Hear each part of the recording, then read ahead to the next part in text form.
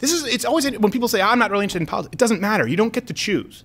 You don't get to choose. You don't get to bow out and say, well, it's not my thing, so you just don't vote. Right. Guess what? There still is someone making these decisions. Yeah. It just happens to not be you. What you're doing is you're putting your fate in the hands of somebody else. Okay, let's get to your letters. Advice is needed. All right. Hey. Is this one me or you? Love your content, my man. All right. I think you meant to say love your content, my guru, but yes. I'll let it slide. It's close. I have one question for you. I'm only 21, and I honestly don't care about politics at all. Is that a bad thing in the long run? Appreciate the time.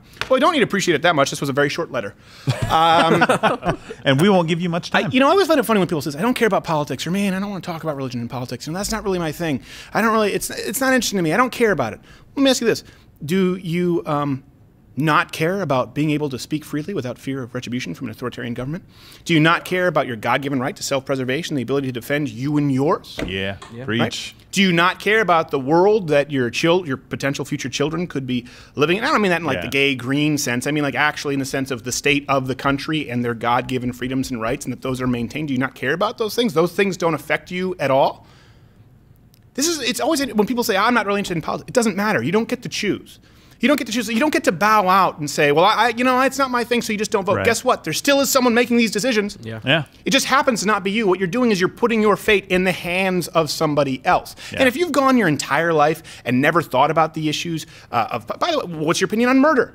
Have you ever pondered the idea of what constitutes murder? Right. These things should matter to everyone who is a human being and cares about the world that they live in. And that being said, unfortunately, today, you have people in, some would consider them ivory towers, some call it the swamp, who are making these decisions that affect everyday Americans. Yeah. And it's often very ignorant where you have people say, like, well, I don't know why people make such a big deal. They have never done anything that's affected me.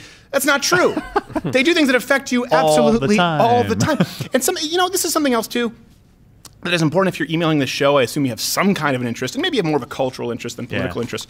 But young people tend to they tend to break off into two groups, which is why it's so inspiring to see so many people who are sort of, they call them red-pilled, people who are conservative, sort of anti-authoritarian. You're seeing this spread quite a bit. It didn't exist when I started on YouTube in 2009. But typically, and this was for a very long time with young people as it relates to voting, you have people who are either A, disinterested, like yourself, and then the people who are proactive, the people who actually do engage and vote, do so very selfishly.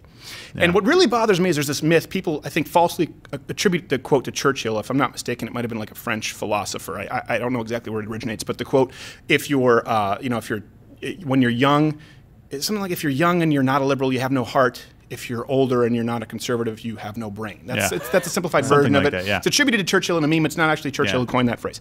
I disagree with that. I really disagree with that. It's also why I have a problem with this idea of compassionate conservatism that people say, well, hold on a second, compassionate conservatism. The idea that conservatives aren't compassionate, that they don't have a heart. Well, let me ask you this. Who do you think lives more selfishly? Well, we're talking about why people are voting. Who has pure motives in their heart? Who lives more selfishly? The 22-year-old college student or the 40-year-old dad of 4? Let me ask you this. Who in your experience on your day-to-day lives as a more selfish person? Who has to think of others before their own needs? The 26-year-old young professional woman who works at a marketing firm in New York City?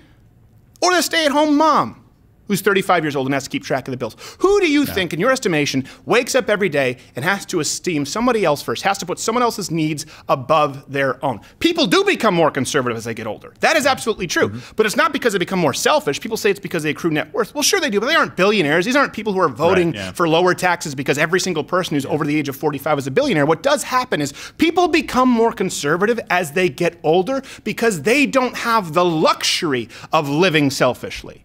That's what bothers me, and it bothers me when conservatives concede that ground, and it bothers me when people who consider themselves apolitical say, I'm not going to engage because it doesn't really affect me that much. Yeah, it does. And you've got some Bernie bro down there who's getting a degree in gender studies, who's contributing nothing to the world, who is engaging under the guise of wanting to help the downtrodden because he wants his degree to cost him a whopping $0. Why do you think it is that college students want free everything?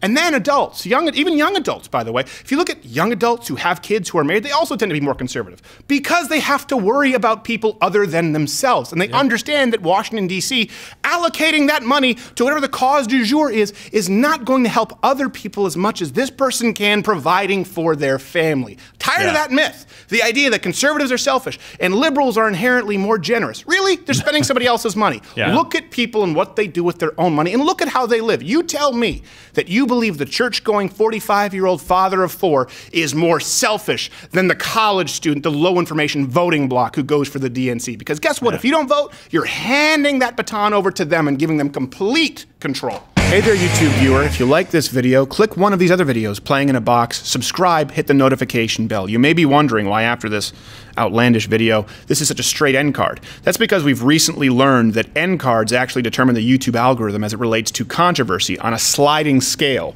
So we have a yellow, and it escalates all the way to the word